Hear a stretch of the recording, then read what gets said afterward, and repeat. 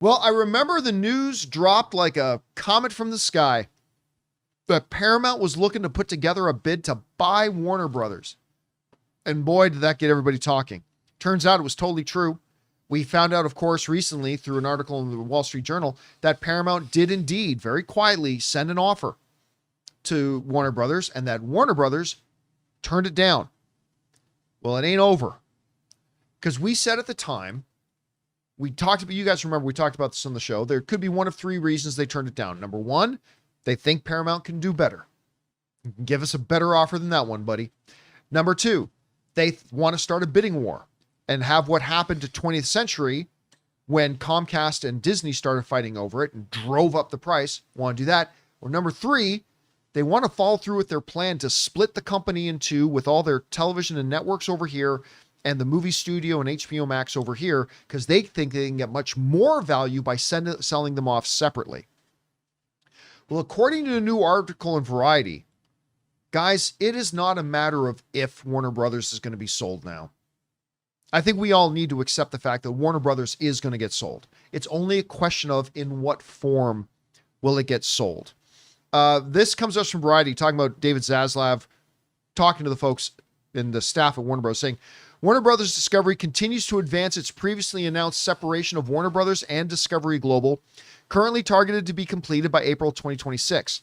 At the same time, the board announced it has initiated a review of strategic alternatives to maximize shareholder value. Through this process, the Warner Brothers Discovery Board will evaluate a broad range of strategic options, which include the sale of the entire company or separate transactions for its Warner Brothers and or global business, it said. Notice they didn't mention a third option of just keeping it. It's either selling the whole thing or selling the individual parts. Further on in the article, David Zaslav talks about the fact that, we are now talking to multiple parties. We now have multiple parties that are inquiring about purchasing. Rob, I said this on the show the other day. I don't know if you were on this one with me or not. It might have been during an open mic that I said it. But I said, if you try to sell Warner Brothers altogether as it is right now, you are excluding potential suitors because I don't think Apple TV Plus or Apple has any interest in buying TNT, no. TBS, all the television networks, all that stuff. I don't think they have any interest in it. I don't think Netflix has any interest in that. I don't think Amazon has any interest in that. But you follow through with your plan and split the company in half. So you have two individual companies. Now you've got this one company all by itself. That's Warner Brothers Studios and HBO Max. Now Apple becomes interested. Now Amazon becomes interested. Now Universal becomes interested. Now Disney potentially becomes interested. Now you've got an item here that is worth way more. And Rob, I proposed that if you could sell, I'm just making up a number, if you sold Warner Brothers as a whole for $10 billion, obviously it'd be more than that, I'm just saying, but for $10 billion, you could sell Warner Brothers and HBO Max and separately the network bundle stuff, probably combined for $15 billion. I think you get more money that way. So it sounds to me like while they're still looking into the idea of selling it all as one big piece, because I'm sure there will be a couple of suitors for it, I think they're going to follow through with their plan to split the company first and then sell off the individual things. But Rob, to me now, it doesn't even sound like a question now. Like this to me sounds like it's an inevitability. Warner Brothers is going to get sold. It's just a matter in what form, when, and to who. So anyway, Rob, you read this article. What are you taking away from it? Well, I feel the way you do. I think that, look, it would be a shame. Warner Brothers, first of all, has gone through AT&T and Discovery in not that many years. And I'll give you one example. There's a person who works at Warner Brothers named George Feltenstein. I like to call him the film czar. He should be the film czar of the entire world. He runs the Warner Archive division of Warner Brothers, and they have their physical release. But what he's in charge of is doing the restoration of basically the entire catalog of the MGM titles Warner Brothers owns and Warner Brothers, their entire cinematic history. And he and his team have been doing incredible restorations, and they're taking the entire Warner Brothers and MGM library and giving it new life. When AT&T took over, they thought they had to get rid of him, which they did. Yeah. And then they realized he's the one man that knows more than anyone else on planet Earth about their entire cinematic legacy. So again, he was unofficially brought back, and then of course brought back under Discovery. And he's been doing amazing work. Now, once again, he's just one Warner Brothers employee. Now, listening to this, it's like, oh, great. Is he going to lose his job yet again? He has more institutional knowledge about movies than anybody else currently working in Hollywood or anywhere else in the world. And he's working with other companies all across the planet. And now he has to worry about his job. He is an invaluable resource in the motion picture industry as they're getting rid of all these Man, old you are off timers. on a sidetrack. Like, No, but what I'm saying, that's only one employee. Right. And what I'm saying is now Warner Brothers, all the people that are working there that have all of this institutional knowledge have to wonder again for the third time in 5 years, do we lose our jobs? They are Warner Brothers. And the thing about Warner Brothers is what makes it so valuable as a company is their cinematic legacy and all of their catalog and everything that HBO has made. That's my point that I'm making. And the thing is, if somebody buys them, if Apple buys them, it's great because they'll leave everybody in place. Pam Abdi and Mike DeLuca have been executives in the business for 30 years. Do you want to lose them? No. Do you want to lose James Gunn and Peter Safran? Peter Safran, who doesn't just control DC, but also just made one of the most expensive, one of the biggest grossing movies of the year with The Conjuring Last Rites. You have people in place at Warner Brothers that now suddenly have to worry about, well, is everything we built, is it going to be swept away? So you've got a great studio of great people that are cooking, that are really working. And now, once again, they have to be put in a position for the third time in 5 years. Well, is it all going to go away? This is not the way to run a business. And I understand what Discovery is doing, but I think you're right. You cut Warner Brothers aside. You make Warner Brothers and HBO what you're looking at. Apple should buy them. Apple just teamed up with them to release F1. Yep. They did very, very well. Apple will leave that place intact. It's not going to be like Skydance is going to fire 2,000 people. You know, we have to do that because of their debt and everything. I get it. But to do this to Warner Brothers again, I hate the idea of it going away. But if somebody buys it and keeps it intact, then it's not like Gordon Gekko going, it's because it's wreckable. You know, but we love, Endicott Steel loves Blue Star Airlines. I mean, you can't wreck. The thing is, it's just wreck these great American companies. Warner Brothers needs to stay intact. The business needs it, especially you're trying to bring production back to LA. Look at all the sound stages on the Warner Brothers lot. They still have the best sound stages in the state. You want to keep that place working, man. I'm sorry. I used to work there. I'm passionate about Warner Brothers.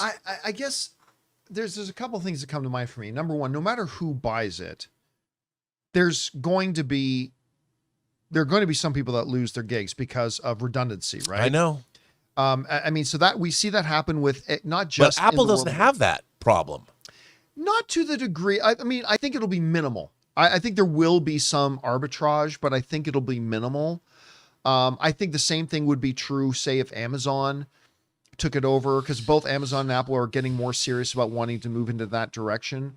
I think, if a studio took it, like let's say a Paramount, a Disney, a Universal, whatever, I think there would be more overlapping redundancy, but that may or may not be like all that bad for Warner Brothers as a whole, depending on what happens. I think, when you look at this thing as a whole, and here's the important thing too. I think it's inevitable it sells, but the Warner Brothers that's going to get sold right now is a much healthier Warner Brothers than the one that AT&T sold. Yes. Because when AT&T sold it, that thing was in a death spiral. I mean, if it wasn't for Discovery coming along taking it, I don't think Warner Brothers would exist today. I really don't. So you're getting a much healthier Warner Brothers today. Just set the all-time Hollywood record, most films opening to over $40 million and all that kind of stuff. So they're in a much better place than they were before.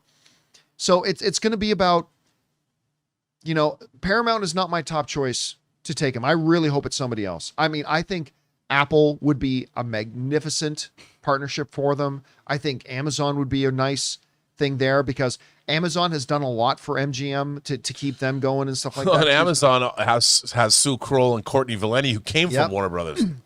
Yeah.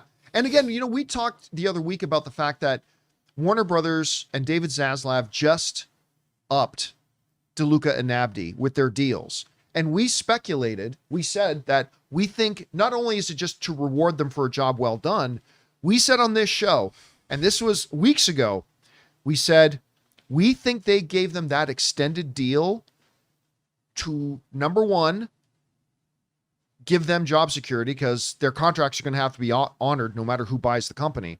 But number two, it makes Warner Brothers more attractive because let's say Apple's thinking about buying them. Oh, we've got DeLuca and Abdi under contract?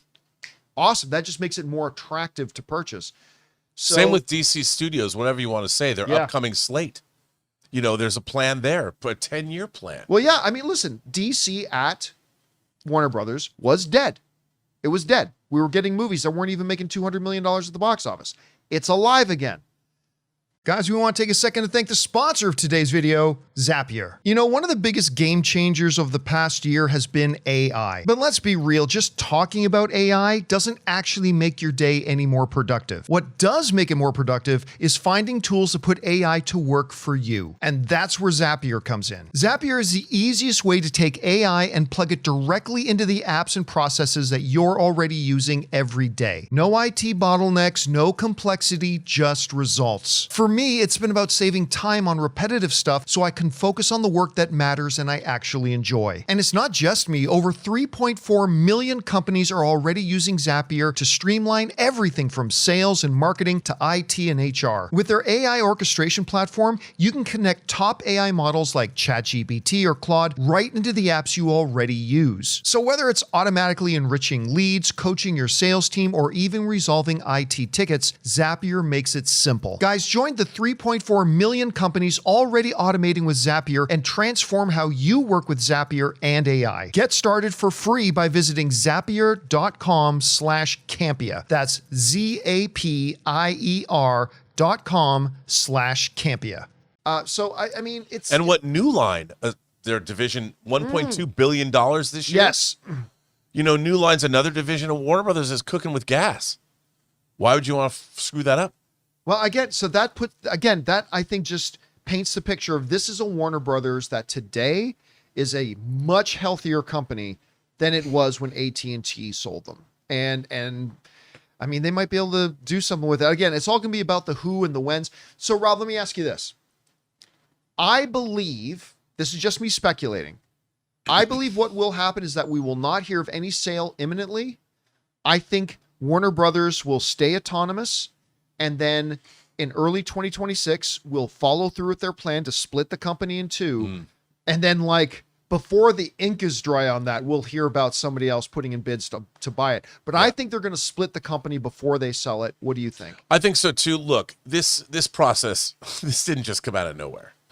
This has been going on for a long time. And like you said, I think by the contracts for Pam Abdi and Mike DeLuca was a way of David Zaslav shoring up the value of the company. Yeah, I agree. And he's doing other things. I mean, Warner Brothers partnering up with Apple for F1 doesn't look so far-fetched now, because then Apple did something with A24.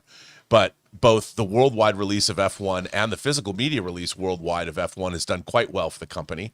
So, maybe all of these things. Remember, when we hear about things, we hear about them way down the line. These things have been happening in boardrooms, and they've been whispered about on clandestine FaceTime calls for a long time. And so I think that it's kind of known what's going to happen because publicly held companies are not making decisions willy-nilly overnight. These are things that have to be protected because David Zaslav wants to move on. And let's face it, that's why they bought the company in the first place, to sell it. You can talk about how David Zaslav went around and tried to learn everything he could about Hollywood, but he's a businessman. It ain't show friends. And this could be very lucrative for him. And I'm sure if he takes Discovery and his company that he went into Warner Brothers with and he comes out with a nice chunk of change, he's done his job too. Well, remember, David Zaslav does not own it. No, I understand. He's CEO, yeah. But I mean, he's the mover and shaker that he is. I'm going to throw this out here too. The shareholders own it. Yeah, the shareholders own it. I'm going to throw this out here because I'd be remiss if I didn't.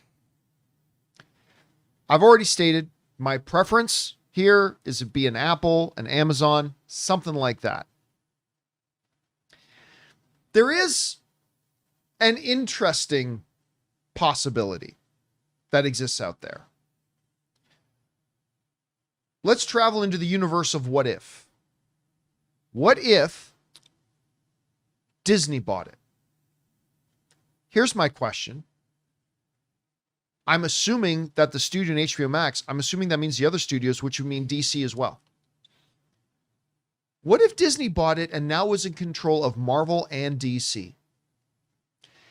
The fanboy wet dream that I don't want. I think it's ridiculous, but for a lot of my fellow film fans, it has been a wet dream to have an Avengers versus Justice League, Superman and Hulk teaming up, whatever. I mean, that does present some interesting possibilities for existing that I don't want to have happen. I want to have multiple companies owning comic book movies. I don't want the entire comic book genre to be a monopoly under one thing. Especially because Disney has an agenda in terms of they need to have family-friendly stories where Warner Brothers isn't constrained by that.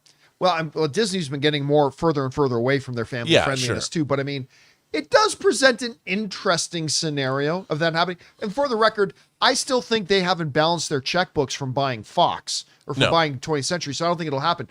But I don't know. You hear over the newswire tomorrow that Disney's put in a bid for the studio. Well, what do you think?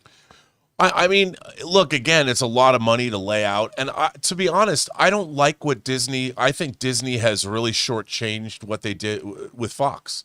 I mean, thank God you've got Steve Asbell, who's the president, or one of the presidents of 20th Century Studios, the quiet king of franchises, as I like to call him, making sure we got a cool Predator movie coming out, making sure that we've got Kingdom of the Planet of the Apes, making sure that Alien Romulus got made. I mean, hell, their physical media was dead until, I hate to admit this, but I just got Sound of Music in 4K. But that's because Steve Asbell has decided, why haven't we delved into our catalog and start remastering our great movies?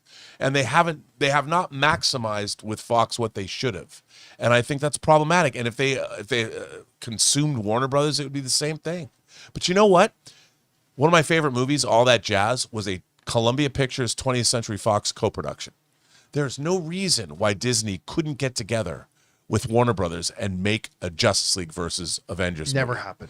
Never. They could do it. They could make. I'll tell you why they couldn't do it. It's not, of course, anybody can make a deal to do anything. Sure. But I've always said, number one, you'll never get past page one.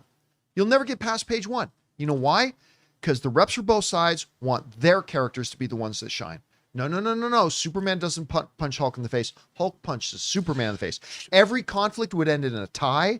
It would be a 5-year-long legal battle about which heroes get the better lines to say. It would never happen. Not because it couldn't theoretically happen, but it's because you would never be able to get them on the same page. Yeah, I understand that, but there is history. There's comic book history. You could take, Teen Titans versus X-Men. You could take Justice League versus Avengers and go, here it is right here. This is what we want to do. Yep, and you paid one writer and one artist to draw it and print it on some paper. It's a different thing when you're having to put $300 million behind it, and I just don't think it would ever happen. But interesting possibilities do abound right now, though.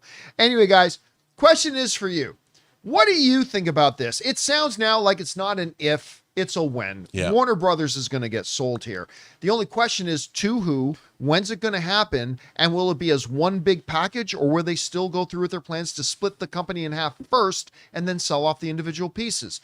Do you have a potential favorite that you'd like to see be the one to come in and take it over? Do you have a couple you really don't want to see take it over? For me, Disney is one of them. Anyway, whatever you guys think, jump down to the comments section below and let us know your thoughts. Hey guys, thanks so much for watching this video. Make sure you like the video, leave a comment, and subscribe to our channel. And don't forget, we have a daily podcast called the John Campea Show podcast, available on Apple Podcasts, Spotify, or your favorite podcasting app of choice. Go and subscribe to it today so it'll be there when you need it.